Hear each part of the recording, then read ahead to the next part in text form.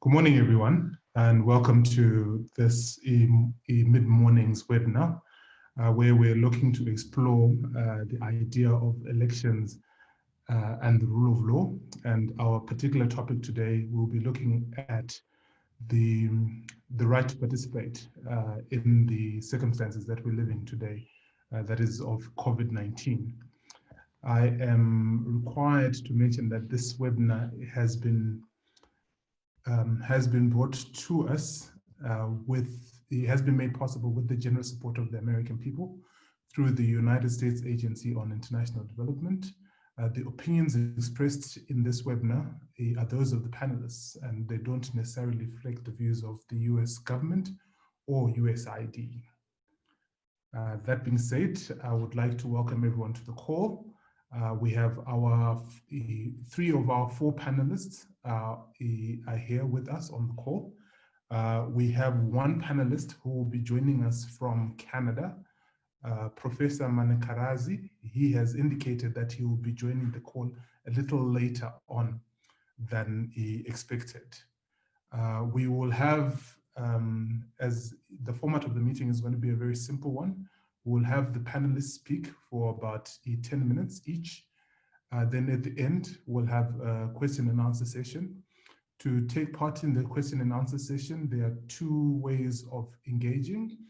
One is to write a note on the Q&A panel. If you look at the bottom of the control tab of your screen, you'll find that there is a Q&A section, or you can put your hand up in the chat section of the conversation. So we should be able to pick up on either one of those ways of getting your attention.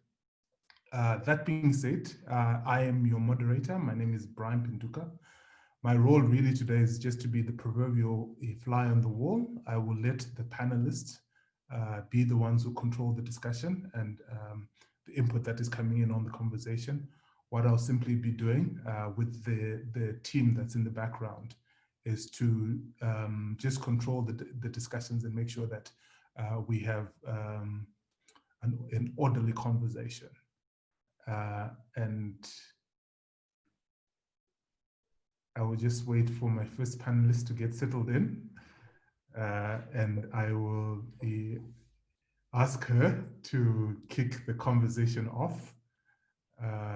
Our numbers keep growing, so I hope everyone will be able to catch up. I've been asked to state that there is a delay on our Facebook feed. So if you've got a question on Facebook, I would ask that you join the Zoom meeting, or we will try and get to your questions as soon as we can.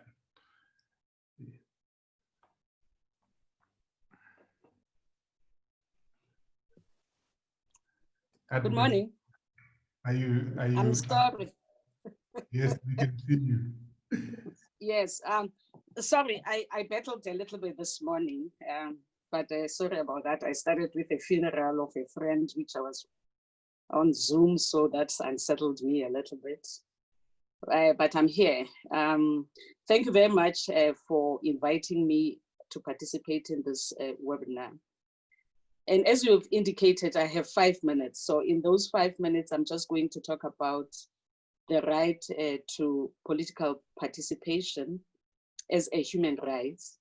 And we know that this right consists of 3 elements, and one of them is the right to vote, which is what we are talking about today, and the right to participate in public affairs. So I won't go into the normative framework of the right to participate because we have limited time. So the right to vote, of course, is closely linked to the right to free, fair, and credible, transparent elections. And how do we get to that? We get to that, obviously, through the other rights, such as the right to freedom of assembly, right to freedom of expression, right to equality, right to non-discrimination, right to peaceful association and assembly, as I've already indicated. Now, in the COVID running an election in the COVID space brings its own problems. And as we know, in most of our countries, Brian, can you still hear me? Am I still there? Hello? Yes, we can hear you. Can you hear me? Yes, we can. can. Okay, I thought that. Okay. As we know that in the management of the COVID pandemic, most of our countries have passed regulations that have limited some of the rights that I have referred to. For instance, the right to freedom of association is central to free and fair elections because political parties or candidates that contest an election have to be able to campaign and to campaign freely. That right, obviously, within the COVID scenario has been limited because political parties cannot hold rallies, they cannot do door-to-door campaigning. So because of social distancing requirements.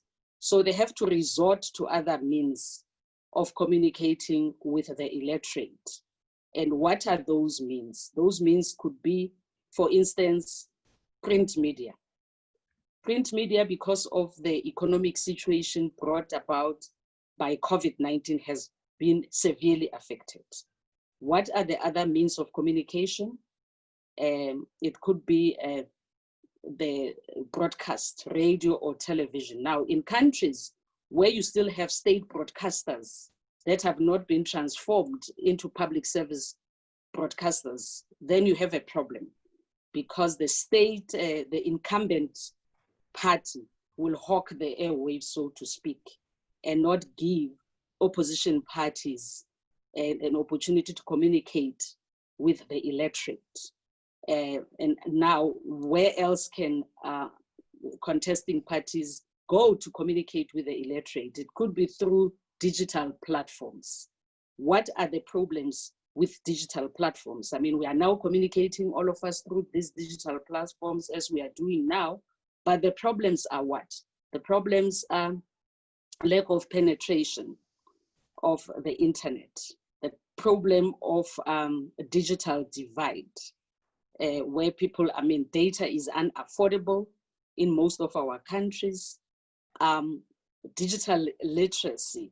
So it means, therefore, that with these challenges that we have, elections cannot be free and fair because the electorate is deprived of equal access to information, because through these digital platforms, only certain sections of the electorate will be reached. Those who are poor, those who are in areas, rural areas that do not have the internet penetration, will not get all the information that will enable them to exercise their right to vote. So it means their right to access to information is affected.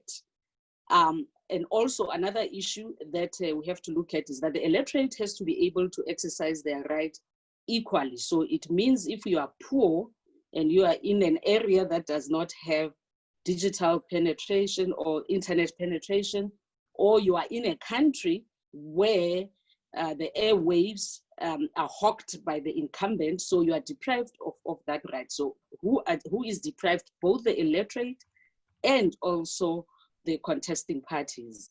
So that affects, obviously, the right to free and fair elections.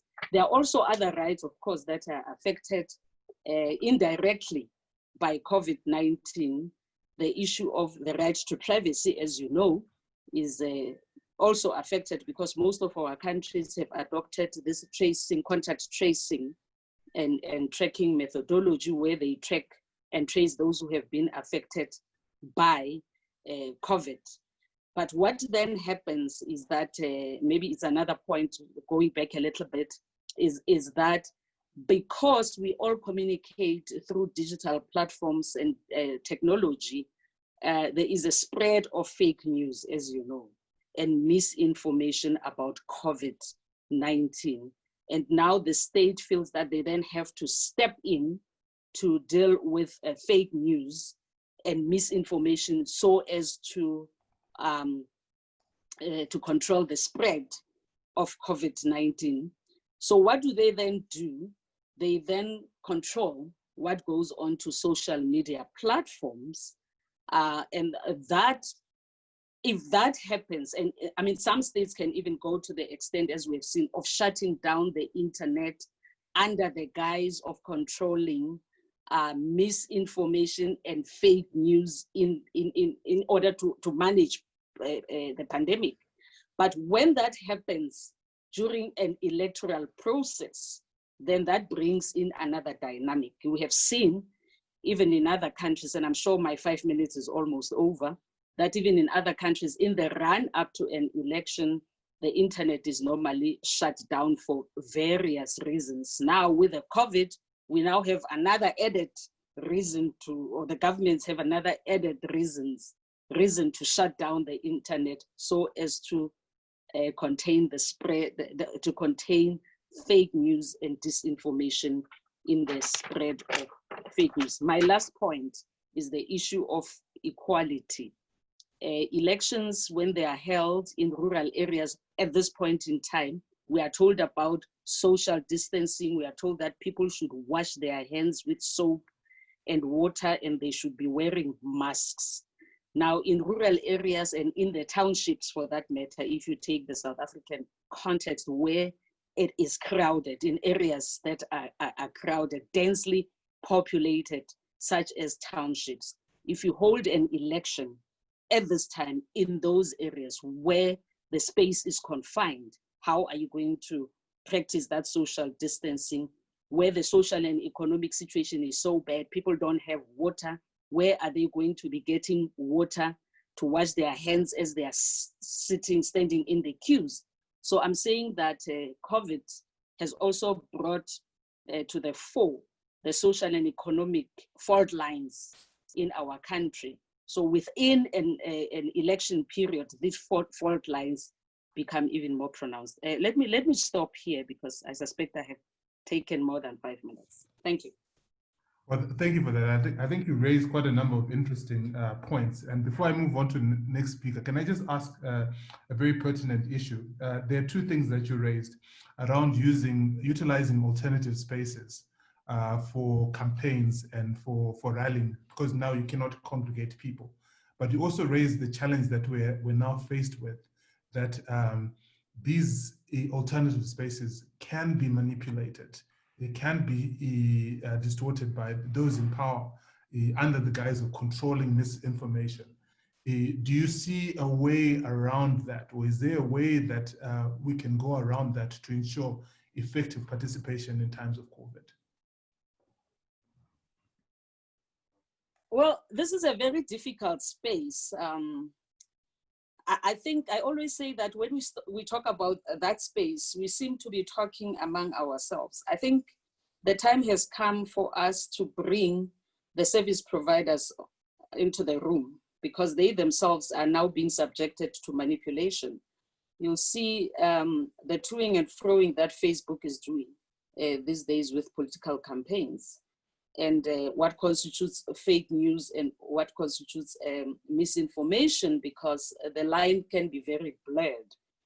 And probably what should happen is that we should leave it to third-party fact-checking processes, you know, to deal with what is fake news, what is not fake news, than, you know, allowing the government to control that space. Anything that is controlled by government, you know, all the time makes me very nervous.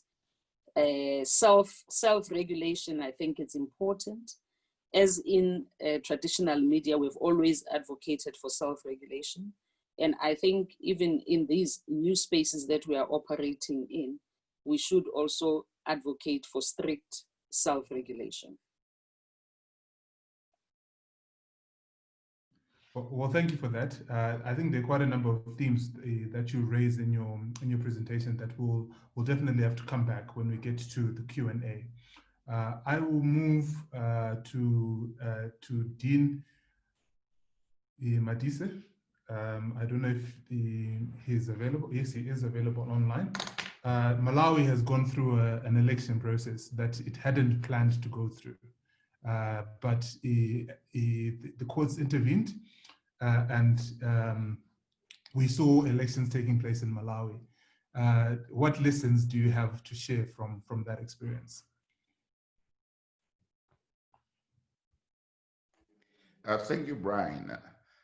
So I'll start by saying that indeed we had an election that was forced on the politics. I'm saying that because I think it was a common understanding that the last election had problems. The problem was that this election then was ordered in the midst of this pandemic.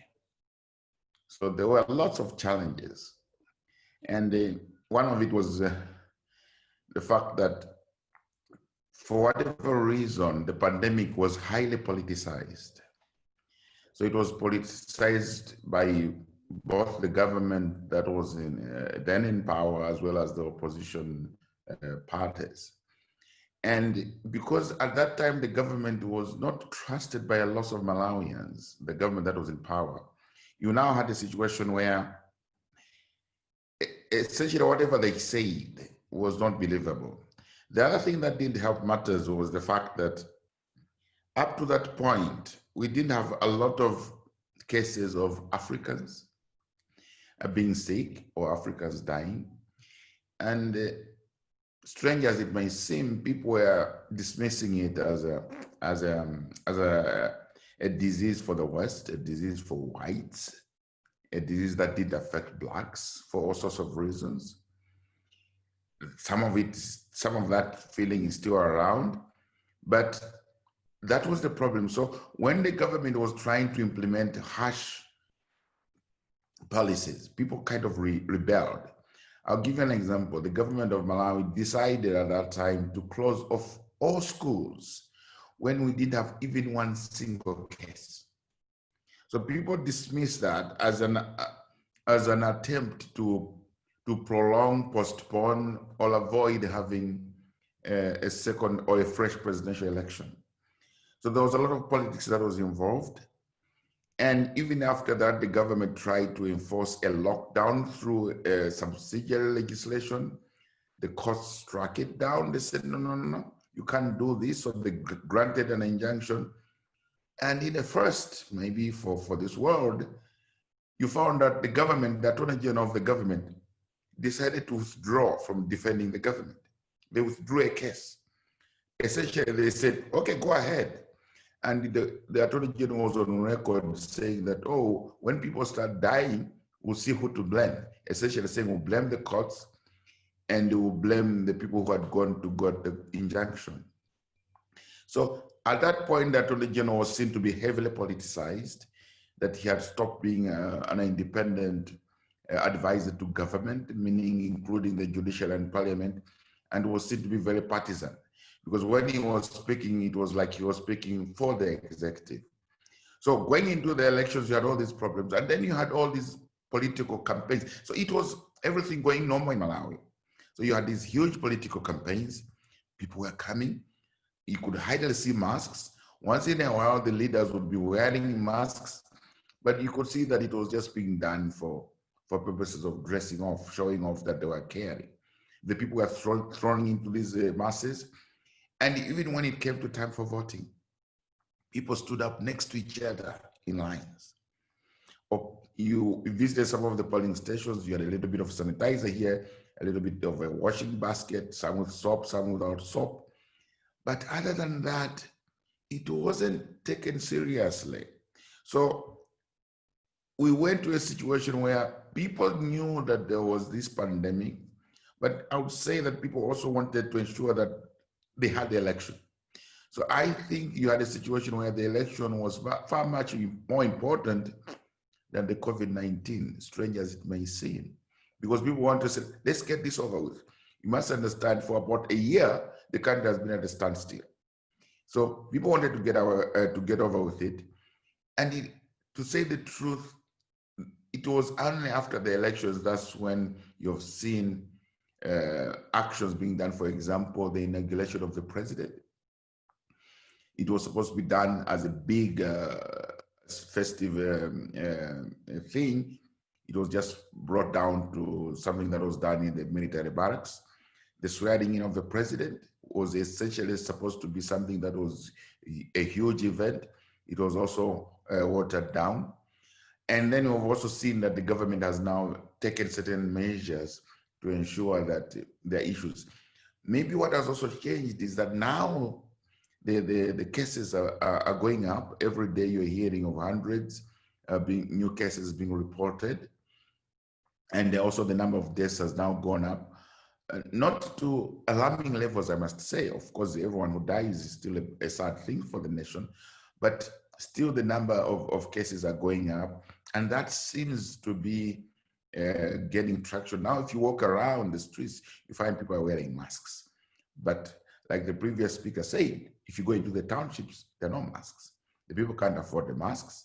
And the people don't fully understand this disease in such a way that they would maybe take those types of precautions. But in the townships that are close to the towns, in the towns, you see people wearing masks. You see shops now that are now saying, for example, you cannot come in if you don't have a mask. You see the banks, for example, the Bankers Association has issued a statement, and the schools in Malawi are still closed. They were closed on 27th March, and they're still closed up to now. So let me stop there. I think my time is up for now. That's actually very interesting context, because I was actually looking at the voter attendance numbers. And you know, one of the things that we've had to deal with in Zimbabwe is the restrictions on movement and travel. So when most people use public transport, and you have, as one of the measures to contain COVID, you have a ban on the use of public transport. The question that I had at the back of my mind when I looked at the figures in Burundi and in Malawi, and I noticed that they were so high. I think Burundi is over 80% voter turnout. Malawi had a 61% voter turnout. The question that kept ringing at the back of my mind is, how were you able to galvanize, and how were you able to get this many people to participate in the context that we're living in? And I just wanted to get your views, and it was quite enlightening to just hear that it was more about wanting to participate rather than it was about preserving health and living up to the measures from COVID. Thank you for that. There's no question in that, but I'll ask Jackie if she's ready. It was just an aha moment for me. I'll ask Jackie if she's ready. She had a PowerPoint that she wanted to also use to illustrate her point.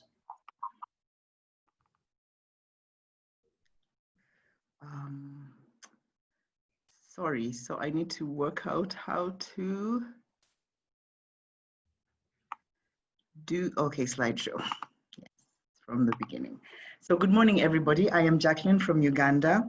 And I thought to illustrate my points, I would use the cartoons that our cartoonists have been using in our local media. So Uganda, as you know, has had two things. One, has had one president, Yoweri Museveni, for the last 35 years. Additionally, Uganda has never had a peaceful handover of power from one president to another. It's always been through a coup. So those two things loom over our political dispensation. And so here you see that, again, what will affect participation is that one person has always had a head start. We had a very troubled past with political parties. And when the NRM, the National Resistance Movement government, came into power in 1986, it suspended all political party activity.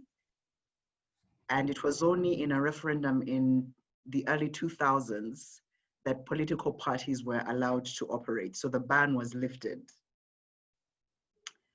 And during this time, the assumption was that we were all under one political dispensation, the movement system of governance, as it was called.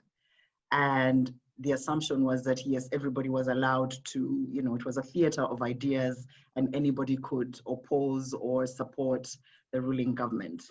But what that also did was that it enabled the national resistance movement to gain strength and gain ground in organizing, so that by the time the whistle was blown for other parties to start existing, to start mobilizing, these guys already had, you know, the NRM already had a head start.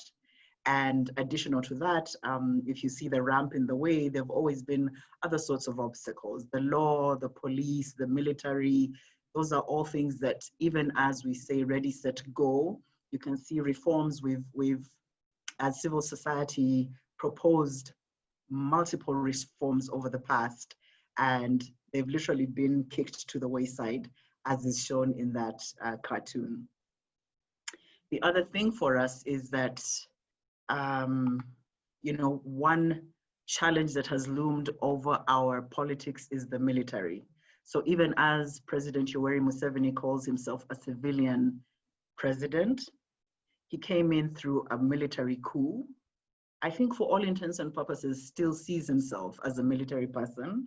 And you'll see that, especially around election time, he will don his military fatigue on and off. And I think it's just that subtle message that just remember who is in power. And so while the Constitution grants power to all people, the question is, who does the power really belong to? And that is part of the issues that we face as we walk to our elections in 2021 next year. The NRM's political color is yellow, so anytime that you see yellow in the cartoons, that's the NRM. Bobby Wine is in red.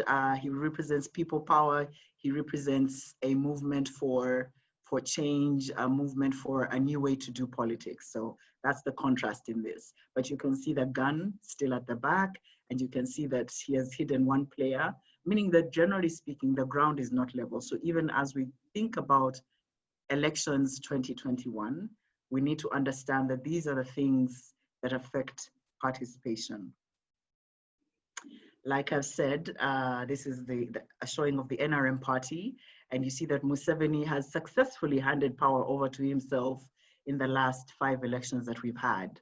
And I think there is an assumption that indeed he will run again, so he will hand over to himself the baton to run as flag bearer of his party, the National Resistance Movement. Now, of course, we all know that political parties hold primary elections, they hold elections for the flag bearer. In the NRM party, yes, some people have tried once in a while, but for all intents and purposes, people never take them seriously. It would be literally like running against Moi during Kanu times. Like you were just doing it for show and not seriously because you knew who the candidate was always going to be. So the flag is always handed to the same person. On the flip side, on the opposition side, there have been attempts severally at a united front, but behind the scenes, as this cartoon shows, there's a lot of pulling and tugging. So down there, it shows the reality. I think there's a lot of mistrust among opposition parties. There's a lot of, you know, who will be on the ticket, and it's my turn now, and no, it should be other person. So there's a lot of, even as they try a united front, it usually breaks down at the last minute and they each go their own way. So in terms of even if people wanted to rally behind and support one person, there hasn't seemed to be a success in terms of the opposition coming together. Now, at the same time, we must understand that even as they try to come together, of course, they are also facing like I showed in the first cartoon, a party that has had a head start far ahead of them. And so they struggle with underfunding. They struggle with just dealing with the military. They struggle with their rallies being broken up every time they try and meet. They struggle with just the difficulty it is to belong to an opposition in an African country. I think our countries are all similar in that regard. It's just an uphill struggle. And I also believe for all of our countries, the issue of money.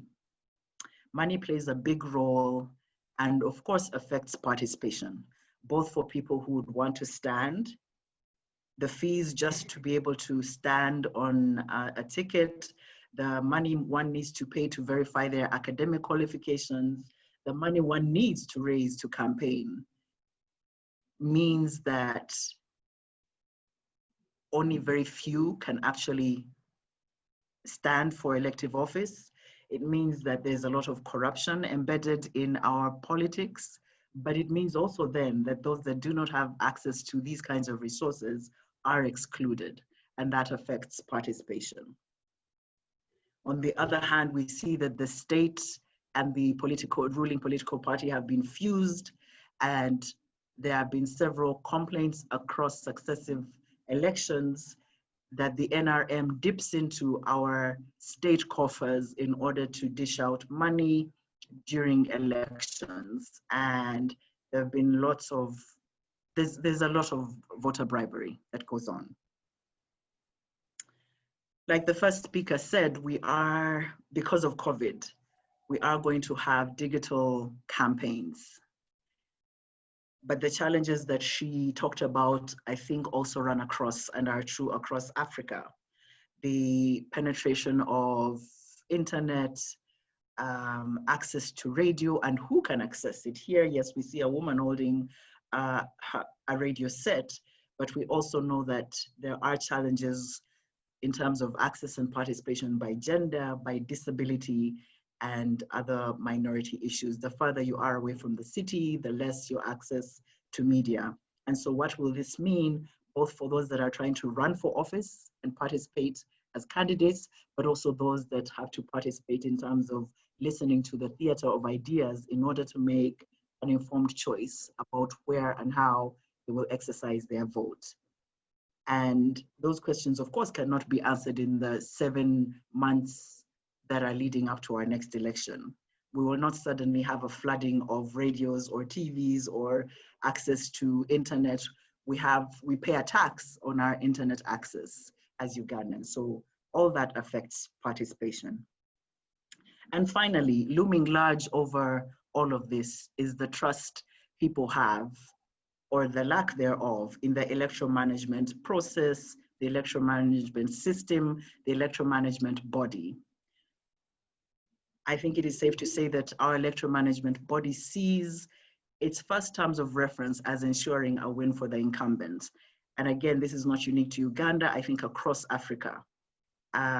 In fact, we get surprised when an opposition candidate wins or when the incumbent loses, because it's more like, is the Electoral Commission safe? Do they remember what their terms of reference are? So trust is something that impedes participation across the political process.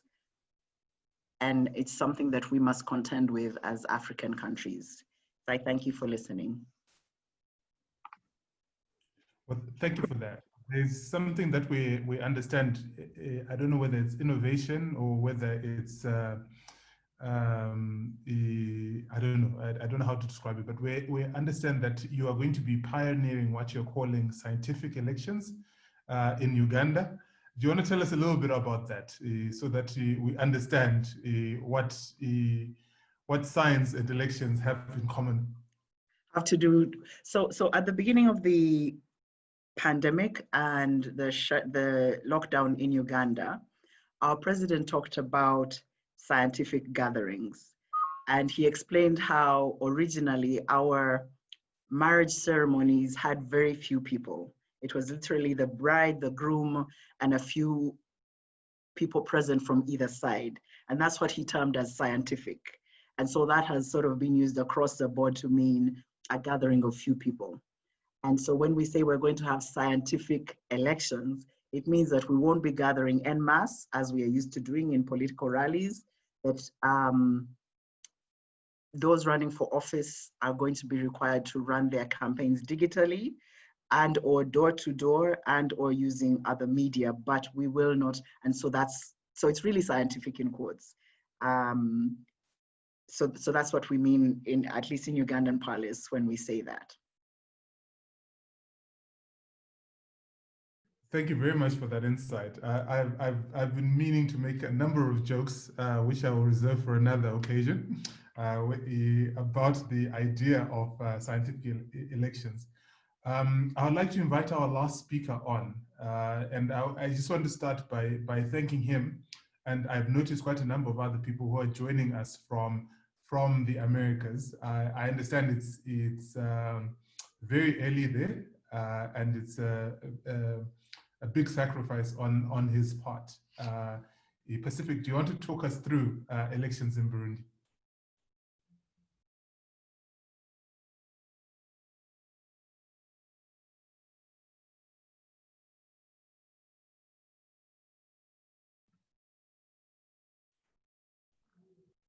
I think your mic is still muted. Okay, sorry. Yeah, that's what I use. So, do you hear me now? Yes, we can hear you now. Okay, so thank you very much, Brian, for inviting me to this important webinar.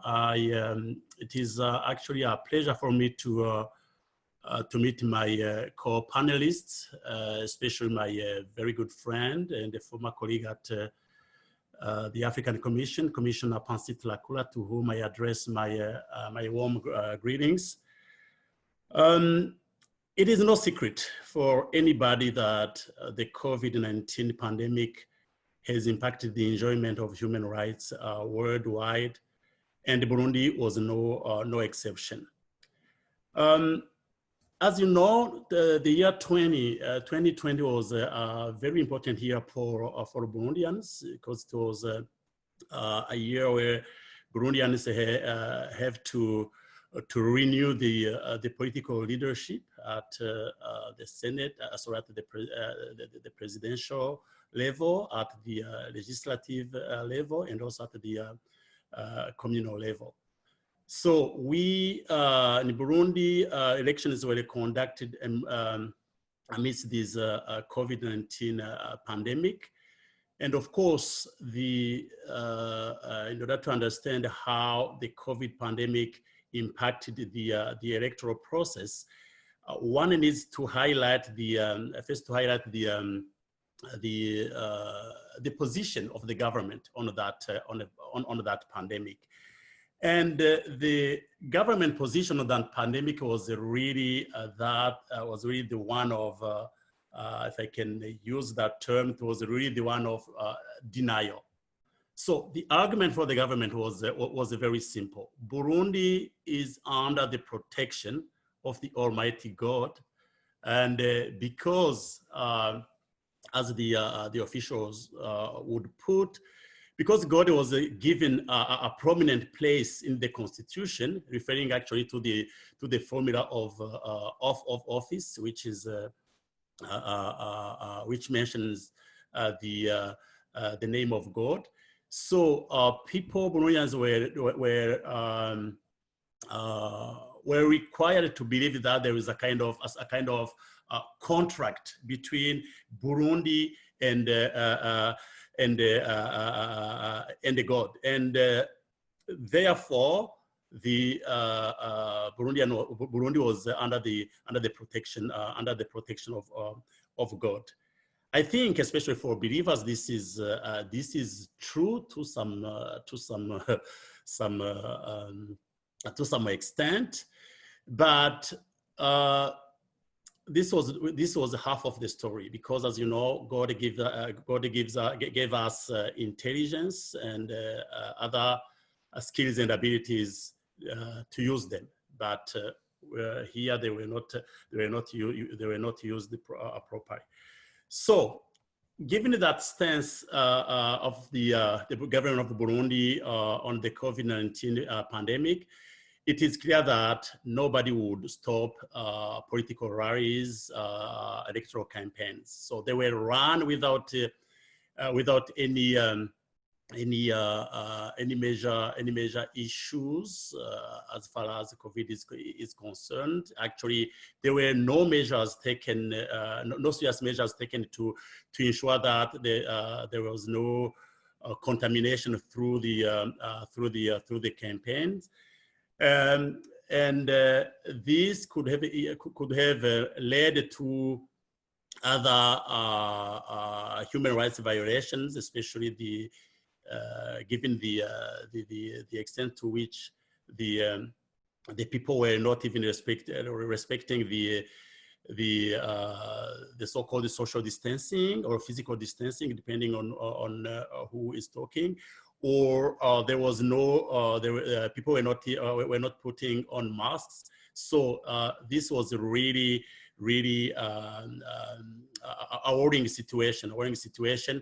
To the point that people were fearing the worst after the electoral campaign. So basically, as far as the right to participate is concerned, I don't think COVID had hampered the exercise of that right. The issues which are human rights related issues are those really who are peculiar to elections in undemocratic systems. The lack of transparency, the inequality of all the contenders, especially the access to the unequal access to public media. Those were really the peculiar ones. They are not really related to the COVID. So I echo one comment which was put forward by the gentleman from Malawi. There was also a politicization of the pandemic. And here the government motto was like, let's do business as usual, and let's show the world that we are safe, and with the help of God we can safely hold elections, while others, especially in the foreign countries, and when the Burundian official referred to foreign countries, he usually refers to the colonial masters. So for them, the colonial masters were confined in the isolation at home, while Burundians were conducting business as usual, again with the help of God. So there were two major issues as far as the right to participate is concerned, and as far as also COVID-19 pandemic is concerned. One issue was really the impossibility of African or international observers to monitor the electoral process. As we all know, everything was shut down worldwide, including the closure of airports or other ports of entry to the country, to the effect that it was materially impossible to deploy international election experts in Burundi, and experts to Burundi. Of course, people know very well the critical role these international experts can play. Can they play in order to ensure that there is a transparency in the electoral process, and henceforth that each vote does count at the end of the day. So, in the absence of the election experts, election monitors from outside, there was, I don't know if I can call it a monitoring process per se, because the monitoring of the electoral process was done, as far as foreigners are concerned, it was done by diplomats who are present in Bujumbura, which of course is not not ideal, or it's not really the proper way to conduct the business, because they lack expertise, and they lack the means to do so. So the election was monitored. The elections were monitored by civil society in Burundi, and here I refer to the powerful Catholic Church, which did a great job to highlight some of the deficiencies of the electoral process. So as this was the first thing I can highlight, which was made impossible by the COVID pandemic. The other before I run off time, the second thing, the second issue I would like to highlight, which again was impacted by the COVID-19 pandemic in Burundi, is the participation of the diaspora in the electoral process. Usually, members of the Burundian diaspora, including myself, they have an opportunity to also cast their votes as other Burundians would do through their embassies or other diplomatic representation. But given this situation, the situation of the COVID-19 pandemic, this right was not possible for the diaspora to exercise. So there was no participation of the diaspora in the electoral process. I think I went over my time, so let me stop here, and then I will take questions if there are any. Well, thank you very much to all the panelists for the presentations. I was going to ask a few questions myself, but I noticed that there are quite a number of hands that are up immediately before we even open up to Q&A. If you will allow me to acknowledge Mr. Masiga, your hand has been up for some time now.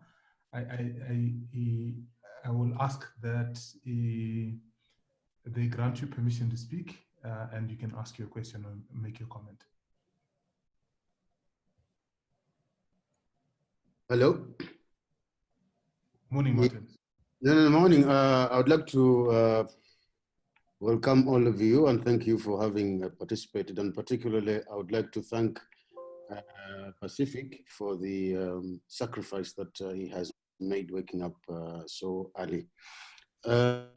My hand was actually not up. I think it was a mistake. But now that you have given me the opportunity to speak, I could as well do so. I'm just wondering whether it's actually, I understand how important elections and democracy are, but I also understand how even more important life might be. Is it possible actually to have an election that is free, fair, and credible in African circumstances that you have all described? See? While you also have COVID going on. I mean, a situation where you have digital elections, campaigns, okay? And then you have sickness and that you must avoid. Can you have an election that secures a free and fair process? Or should we be talking about a postponement to allow the will of the people to be supreme and to prevail? Thank you, Martin. That's actually a very interesting question, and I think this might create a bit of debate. I was listening to Professor Christopher Fomuyon, I hope I pronounced that correctly, from NDI, who was speaking about the tension that exists now currently between the need for democracy and ensuring that tyranny is not entrenched under the guise of COVID measures or restricting movement because of COVID. And I think that's a very good starting point for our discussion, to just hear from the panelists, to be or not to be, what is in the best interest of the population in the current context. I don't know, Jackie, you had your screen up as soon as he had asked that question. Can we start from you? Because he's Ugandan. So I think Martin's question presupposes that we've been having indeed free and fair elections anyway that are an expression of the people's wish. And I'm not so sure. And I think especially in Uganda or in contexts like ours in many parts of across Africa, COVID just highlights how deep the fractures in our democracy are. And therefore, I don't even think, whether we waited or not, that we're going to fix the problems that already exist, even without a pandemic, regarding our electoral processes. And that's why when I was speaking, I ended with the issue of trust, that unless, you know, when there's no trust, however many times, and I think that's what our governments have become good at, they've become good at the form and not the substance of elections. So we now are used to having elections every 5 years, but it's more of the same. It's more militarized elections. It's more monetized elections. It's more rigged elections. So whether we wait, and I understand, yes, indeed, life is more important than elections, whether we wait till 2022 in Uganda, I'm not sure that without fixing these other things, you will necessarily have a free and fair election. Yeah, I hear you. I hear you, and the points that you raise are actually very valid. And I note before I give my comment that the Pacifique and Advocate Tlakula had their hands up very quickly. Can I start maybe with Pacifique? Then I will also give my comments on this issue, because I have been thinking about it for some time. What is the correct response? The right to participate, the right to health. How do you balance the two in our context? Pacifique, your mic is on and your camera is ready. Oh, okay. Yeah, thank you, Brian, again. I think I fully support what Jackie has said. The real problem is not really about the current situation. Of course, it's a problem. I'm not minimizing it, but the real problem is how we run the whole electoral processes. As I heard, I alluded to it, referring to Burundi.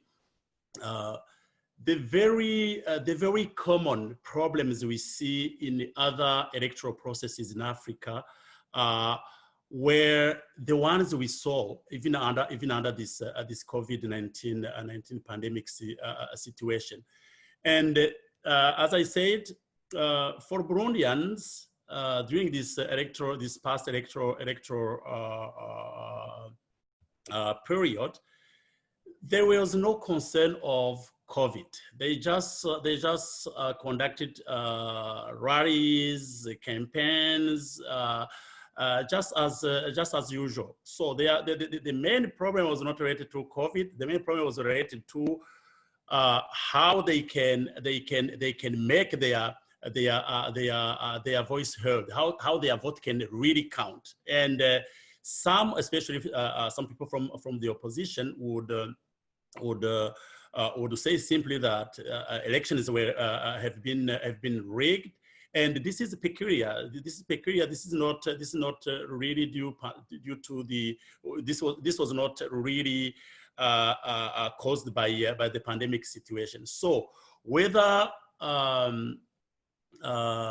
to conduct elections during the pandemic, this COVID situation, or to postpone them, as long as those electoral bodies do not address, or as long as there is no political will to address these common problems, I don't think it can be a solution. Of course, as long as the right to health is concerned, of course, there would be some concerns about health issues when people get close to one another during those campaigns, and so on. So from that point of view, probably it's good to postpone. But even if you postpone, there is no guarantee that you will get proper results in terms of the right to participate from the African citizens. And Brian, if I may, Brian. Go for it. So just, and again, Martin's question also presupposes that our governments care about our life or our health. Mm-hmm. And I think the health demographics across Africa speak the opposite of that message. Mm-hmm. Go into any public hospital right now.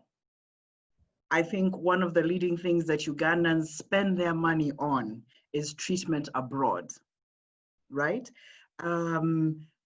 So again, even if we were to postpone elections because of COVID, I think COVID just provides a convenient cover, because once COVID is done and long gone, we will still have shitty elections, excuse my French, and a shitty healthcare system. Ugandans will still be dying, they'll still be poor. So I think the fundamentals for us to fix are greater than COVID, are greater than the excuse COVID provides.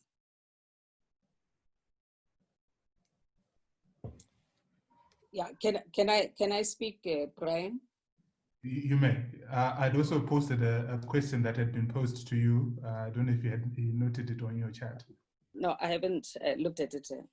But let me answer this question first. At least I'm answering it from a South African perspective, where, as you know, our numbers are very high and they are increasing. I think probably we're very close to 300,000, and the rate of death is also increasing. In a situation like ours, I would advocate for postponement of an election.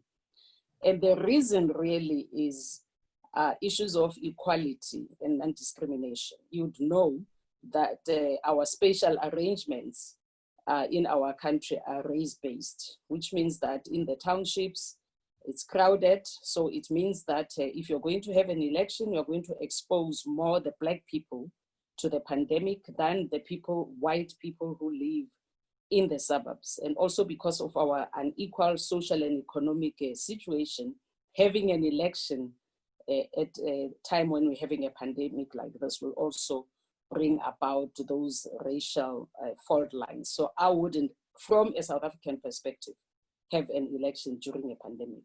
I don't know if you can tell me what the next chat, the question is. I haven't looked at the chat, I can do that.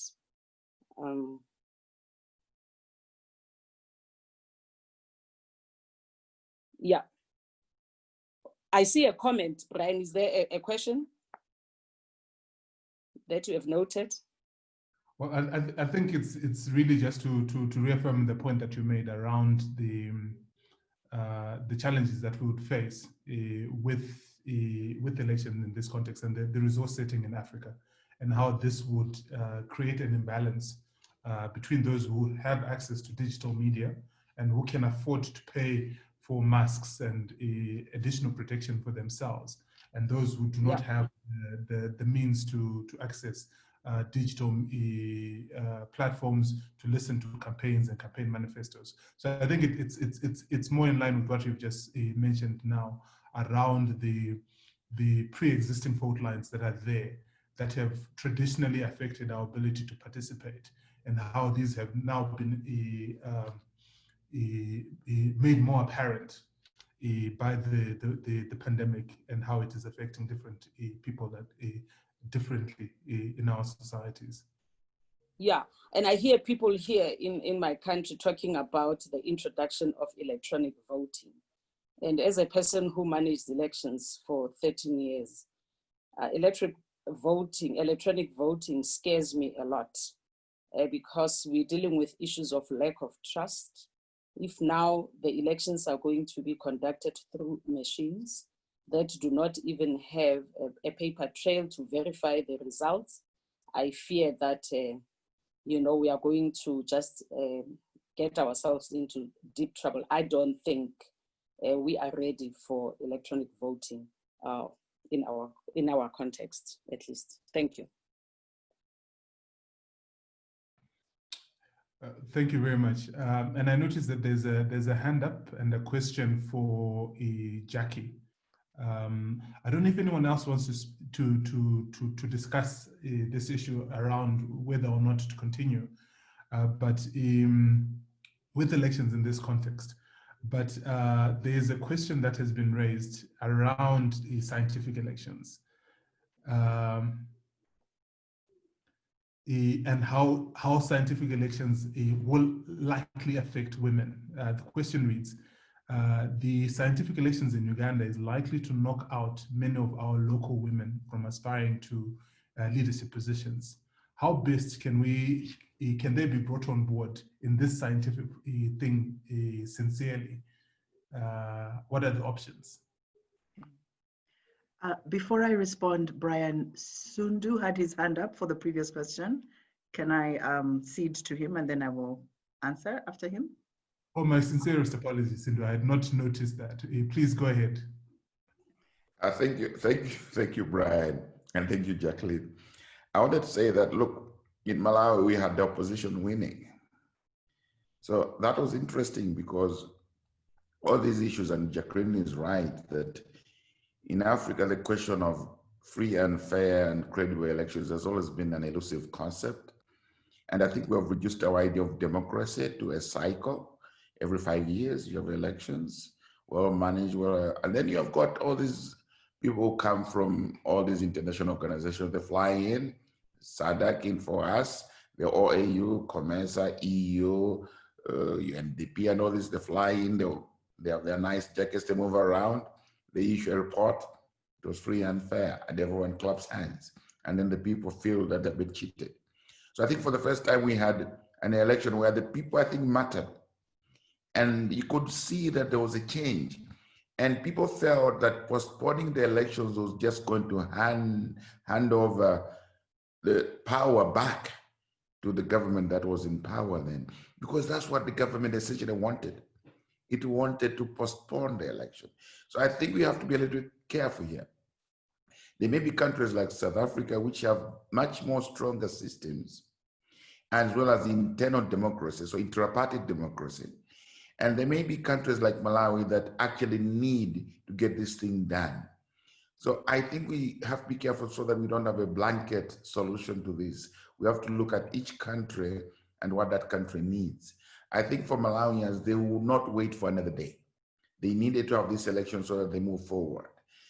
Now that we've gone past it, it's like people are saying, oh, now we can deal with the pandemic.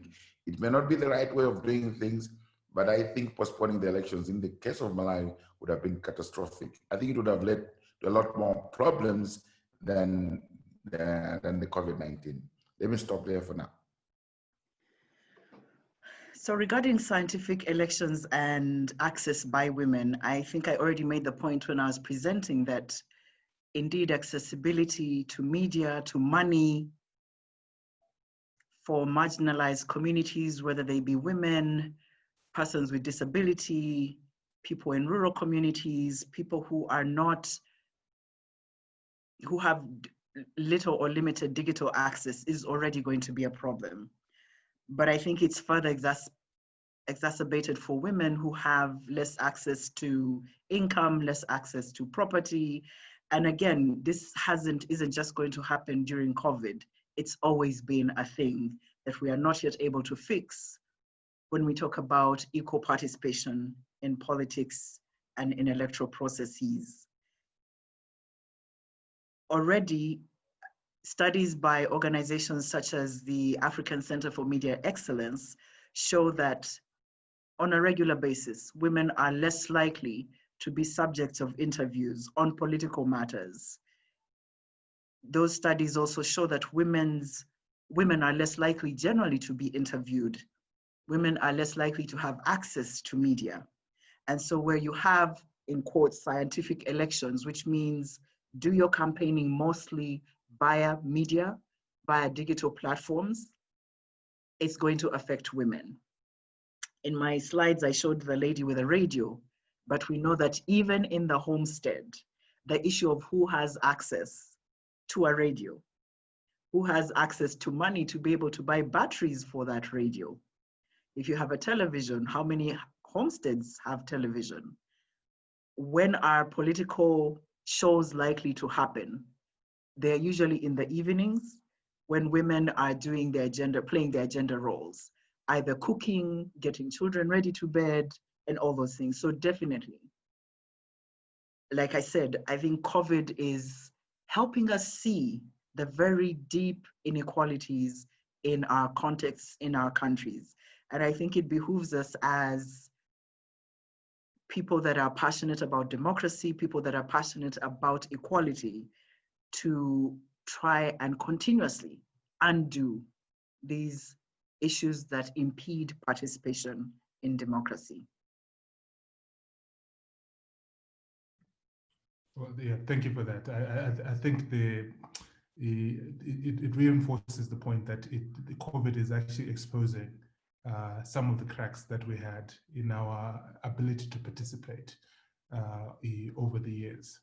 And there was a question that was raised, which is similar to that one, from Anna Mandel, who works with the Election Tribunal of Mexico. And the question was, in the midst of the pandemic, there has been a global trend of increased gender-based violence. In your opinion, what are the measures that election authorities should implement to reduce gender-based violence and ensure women participate in the election? And I'll open this one up to all the panelists, but I'll start with Jackie since she's already on the line. Oh, wow.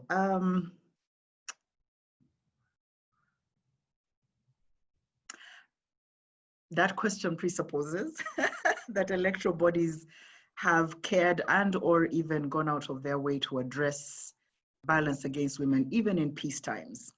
And, you know, if they're challenged even managing elections, addressing violence against women is a whole other layer. But that is not to say that women's rights organizations, you know, women's rights movements across the globe haven't pressed the matter again and again for governments to address violence against women, even during electoral times, whether it is from their homes in terms of whether or not they're even allowed out to vote on polling day, whether they're even allowed to stand for office, because that is part of where the violence even starts. Some women cannot dare, or when they dare, it's more like, you know, they have to leave their home. It's really a decision between, will I stand for political office or will I leave home? To campaign rallies where violence may happen, where even before, I mean, it's very sad. On some of the platforms, WhatsApp platforms that I'm on in Uganda right now, if you see the way that people are denigrating, making comments about women's posters, campaign posters, and whether or not these women are beautiful. And if you have a woman's poster juxtaposed with maybe a nude shot of her somewhere or a semi-nude shot, all those point to violence. And is the Electoral Commission on all of our WhatsApp groups? No. Has the Electoral Commission even issued any regulations about decency with regard to how we treat women? No. And so maybe that is a good point raised, and maybe it's a point that we as democracy activists and women's rights activists need to continue pressing with our electoral commissions broadly, but also with our justice systems as well.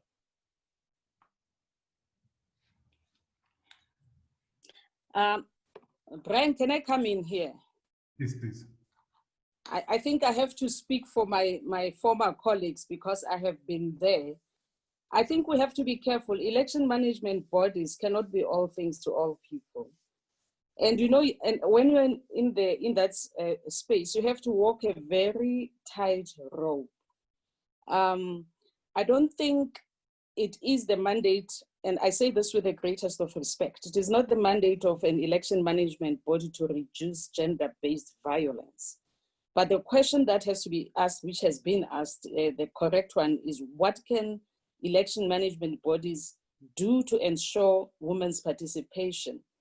I think parliamentarians are the ones that have to pass laws that will increase the participation of women in the elections, introducing laws that allow for quotas for women participation. But the least that an election management body can do, for instance, is where women who are victims of gender-based violence, if they are in safety homes, for instance, if those homes exist, or in countries where those homes exist, then an election management body can then make arrangements to visit those homes to enable women who are victims of gender-based violence and who are accommodated in those places of safety. They can visit those places to allow and give women the opportunity to vote. You know, when you are in the election management space, it's a very delicate space. If you can't advocate for X or for Y, if you advocate for this or the other thing, then you are told that you are violating your oath of impartiality and independence. I have to say this because I know I have been in that space for many years. Thank you. Well, thank you for that. I don't know if any of the other panelists want to add to this discussion. I'm being reminded that there are quite a number of hands that have been up for some time. That being said, I would like to acknowledge Commissioner Monaheng. She's had her hand up for some time. If we can allow her to raise her, to ask a question. You have the floor. Hello. Good day, how Brian, are you? can you hear me? I can hear you just fine. Oh, thank you so much. I want to start off by thanking those formidable men and women that we have just listened to. And I agree with them entirely, although here and there, some of them don't agree. But my comment is very, very small. I want us to react to the issue of trust that Jacqueline has raised. I was one of the observers that were in Malawi, and I've gone through the judgment to see what the courts are saying went wrong. And in my view, what they say went wrong could not have been detected by the observers. Maybe the monitors, those who spent almost a year in Malawi. It was a very serious exercise. I mean, as a monitor, as an observer, what happens after people have voted, what happens with the TPEXs, definitely you can never be privy to. So my comment here is, Brian, you guys have the ability to do it, especially for SADC. SADC has to look into this, relook into this whole observer issue. Observers are so few. I mean, I did a huge area, and there were only 2 of us. Actually, all of us were 2.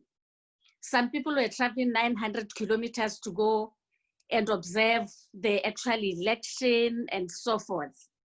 And we got into Lilongwe, spent a day, some of the people 2 days, and we were deployed to our areas.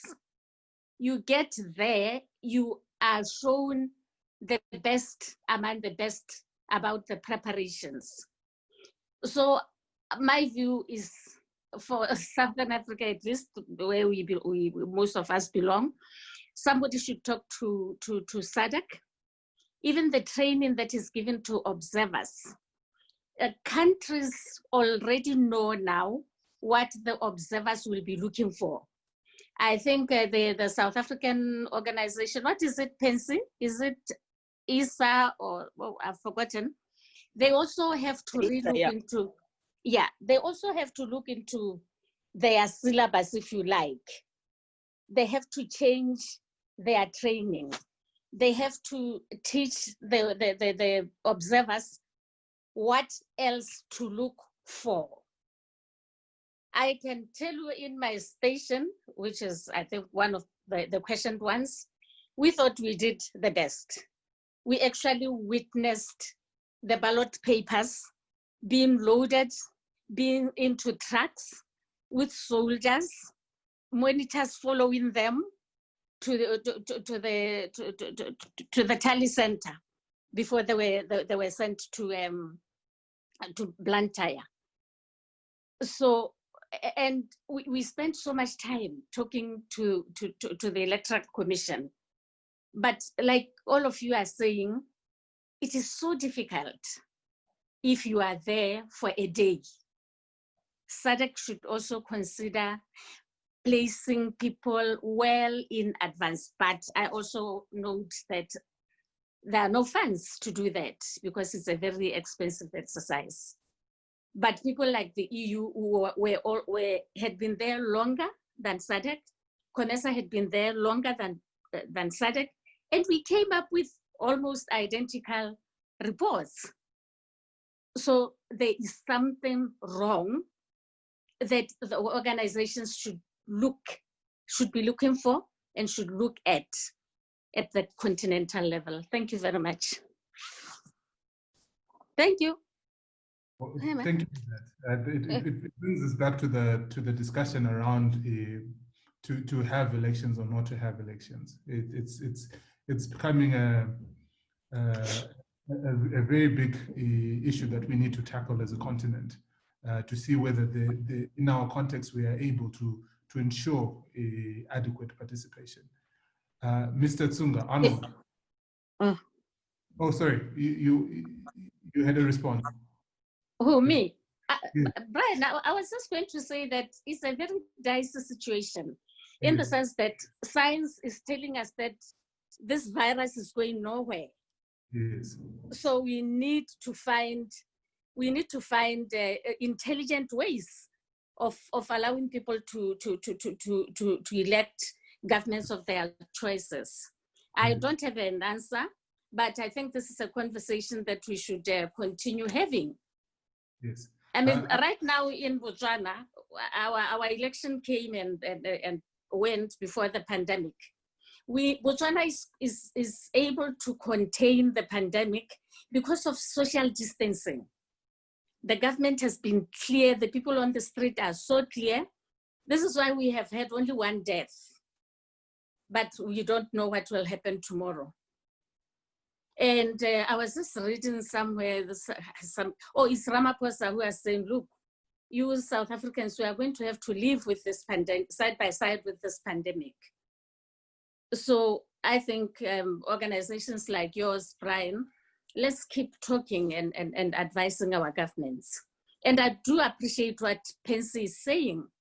South Africa, in the Southern African region, they have all sorts of extra problems. You cannot social distance in Soweto. It's big, it's huge. But you can do that in Botswana. And I agree with her that countries are at different stages and levels. Thanks. There's a suggestion that was made by Harrison Itula before he left. He put on the chat that the pandemic is not going anywhere. What we need to start to talk about is electronic means of voting. And I'm just thinking to myself, are we able to achieve that? And the trust issue that was raised by Jackie, doesn't it now then play a part in whether we'll be able to feel that we've effectively participated if we have voted electronically? And Sundu has his hand very quickly up, and I will let him speak. Arnold, I do acknowledge your hand has been up for some time. But I think the point that has been raised needs a little bit more for us to look at a little bit more before we move away from it. I will come to you after we have the responses from the panelists. Thank you, Brian. I think it's important that we be careful about the electronic systems of voting. I mean, that was the problem in Malawi, the fact that everything was routed electronically and it was open to manipulation. There was evidence in court that you had so-called ghost users, people who were essentially manipulating the network electronically. So I think we have to be careful. The reason why it worked now is because everything was being done manually. Not completely manually, but that the connectivity between electronic gadgets was not over networks. So for example, information could be inputted in a laptop at a particular station or a particular district and then transmitted to the telecenter and then connected to the system. But it was not being transmitted from a local station or a local center directly to the national telecenter using electronic means, because that is what was open to abuse. The other thing is we just have to be realistic about communication in Africa. I mean, we have problems, huge problems of sending information, our bandwidth, power itself, because you need all these things. So yes, it may be the ideal situation, but do we have the backbone to support this? Do we have the energy backbone? Do we have the telecommunication backbone to support this? In most sub-Saharan African countries, I'm afraid we do not. So it's something we may wish to have, but we have to be realistic so that we don't go into something which ends up being or boomeranging on us. Thank you. Pacifique, you had your hand up quickly as well. You have not unmuted your mic. Your mic. Okay, I thought you could do it from your end. Yes, Brian, I think the electronic voting is ideal, especially in this kind of situation, pandemic situation. But at the same time, I think we need to be realistic. There is, beyond the whole issue of trust and the other thing, I think there is also an issue of accessibility. I don't know how many people, people in a country like Burundi can access to internet and can access to those electronic gadgets so that they can fully participate. So for me, there is an equity problem and the problem related to equality of citizens, especially those vulnerable and those who live, for instance, in the remote areas, who do not, even in normal time, in normal circumstances, they do not have access to internet or other electronic gadgets.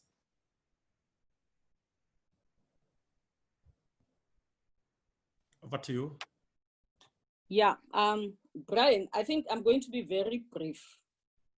We have to be careful. I agree with everything that has been said, but we have to be clear what is it that we are talking about when we talk about electronic voting, because there are many aspects of technology that is deployed in the electoral process. Are we talking about voting through casting a vote electronically? If that is what we are talking about, then the caution that Pacifique has pointed out, and our friend from Malawi as well, because the cost also is also prohibitive, because if you want a machine that can engender trust, then it has to have a paper trail so that you can verify the results. So I'm just saying that because people are very quick to say, let's go into e-voting, apart from lack of bandwidth and all the issues of trust, just the type of machine that we have to engender trust will require a lot of money.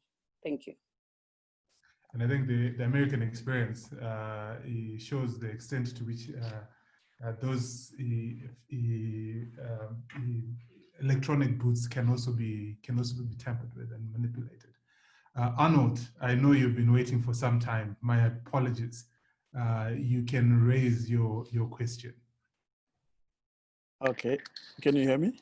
Yes, you can. Thanks, Brian, and thanks to the Africa Judges and Juries Forum, as well as to the panelists. I'm very happy to see colleagues Pacifique and Jackie and Pansy after a long time. I think listening to my colleague from Malawi and the lessons learned, as well as the contributions by Sanji, the question of the governance culture that pertains to a country, and then the question of the political culture, I think is a big say in terms of the type and quality of election that a society goes through. So in some systems, especially authoritarian regimes, where power is an end in itself, I think what Jackie was saying, the chronological complaints is the mode, because at that point, the idea is to manage an impression that the government that is emerging out of that process is a true reflection of the electoral will of the people. And yet election is simply being manipulated and instrumentalized as a power acquisition instrument. And so the power is an end in itself, and therefore at any cost. But you also have reasonable democracies, like Pansy said about South Africa, where there seems to be a governance culture where there's a genuine desire to get into a democratic dispensation where the government that emerges after electoral processes is a true reflection of the electoral will of the people. In that situation, when there is a proposal for postponement, it is clear that the public health outcomes, the public health interests have been weighed ahead of the right to life, ahead of other rights in a way which even society itself can readily accept. But when you go to Malawi, where quite clearly the incumbent then seemed determined to use the electoral process as a means to retain power, but also to milk COVID in order to undermine democratic participation. And therefore, what the UN High Commissioner Michelle Ballot said, that people are using COVID in order to extend their stay in power. So at the end of the day, I think the political culture, the political objectives of those who wield the authority to determine when societies go through elections has got a big say on whether you get a free and fair election or not. Sometimes the changing point given Malawi, for my view, what then turned Malawi around was the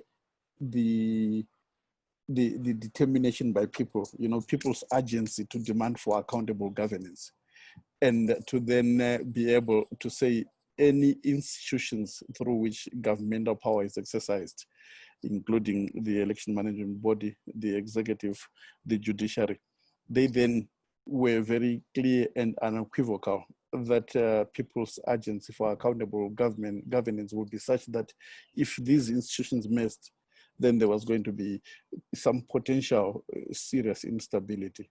So you found that it then emboldened the judiciary to stand up, it emboldened the new election management body within a very short space of time to deliver what generally was acceptable as a free and fair election in the circumstances. So I think that element of the political culture, but what then stands as a pushback against it is the question of the ability of people to claim agency for accountable governance. That's all I wanted to say, Brian. Thank you.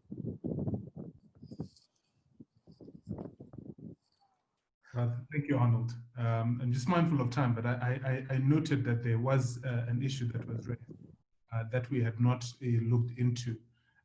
And it was asked by one of the attendees, but specifically for Malawi. But I'll also pose that even in the context of Burundi, given the increase in the number of cases that we're seeing, would you say that elections going ahead with elections was a good idea then, or whether you would advocate now that elections be postponed. So that was the question. And unfortunately, I can't tell who asked the question, but that was the question that had been asked for Malawi, but I'm opening it up for Burundi as well. Brian, let me start by saying, in hindsight, one might say, and being wiser, one might say maybe it wasn't such a good idea, because I would say that I think there's a direct link between the spike in the number of cases and the people that were congregating around these political party gatherings. However, I think you had such a fast-moving train that any attempt to stop it was not going to work. So it may be good for us to discuss after the fact, but the truth is, I don't think Malawians were going to take anything as an excuse to stop them going to vote. So I think that is the dilemma that we have now. I can't say that maybe we should have stopped the elections because of the number of cases that are going up, but who was going to be brave enough to stop it? Had the previous government been one that was credible, that people had trust in it, maybe that could have happened. But because it was the loss of trust and the fact that they thought that everything being done was being done for purposes of perpetuating their power, that's why people did not trust it. So I think it's a kind of a dilemma that Malawians would have been. And in my case, I think it's easier for me to say anything because it's after the fact. Thank you.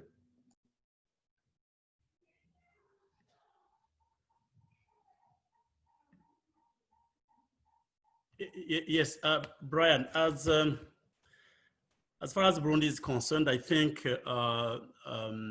especially from myself, of course, I was living in a situation where COVID was real, and at that time, of course, I thought and I hoped for the postponement of the elections, but at the same time, I was very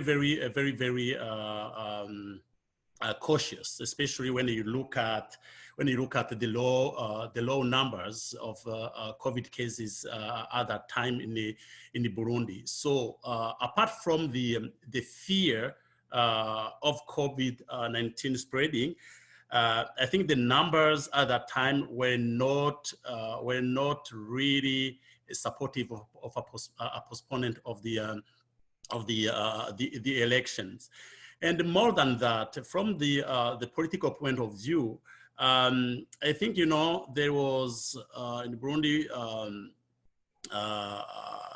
people were fearing a kind of a fourth presidential disguised term, because, you know, there was this third presidential term, which has been very controversial, and then postponing the elections would have meant for them a kind of disguised additional mandate for the late president. So people were not fearing the COVID pandemic per se. They were ready to go to the electoral campaign in order to change the government. Well, thank you for that. I'm very mindful of the time. We were supposed to have concluded at 12:30. But we've had such a rich discussion. There's so many issues that have come out. The COVID has exposed pre-existing fault lines that we've always known that they're in Zimbabwe. There are challenges in elections in Africa. There are challenges that are there with alternative platforms for campaigning, health issues. There's a decreased levels of accountability that now exist because of the scourge, and female political participants and female voters have further been marginalized because of the pandemic. These, I think, are some of the issues that we will have to look at in more detail in upcoming webinars, and to see how we can collectively tackle each and every one of those. I will not close, but I'll ask Martin if he will say a few words in closing, then we will be able to stop the meeting. There's so much that needs to be taken forward. It's just unfortunate that we've run out of time, and we will need to take these conversations up in future meetings. Martin.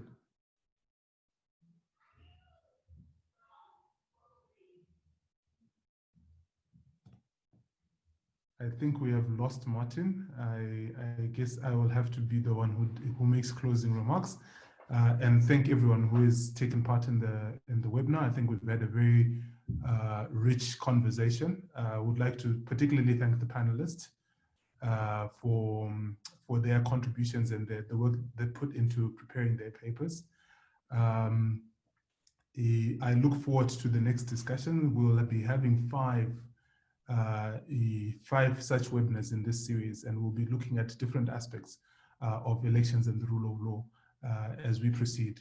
And I can see some very clear themes that have emerged from this conversation that will need to be interrogated a little more as we proceed with the series. Thank you very much for your time. Thank you for making the effort for those of us who joined from Canada, from Mexico, from the United States, for waking up very early to make the call, and we look forward to having all of you in the next conversation. Thank you very much.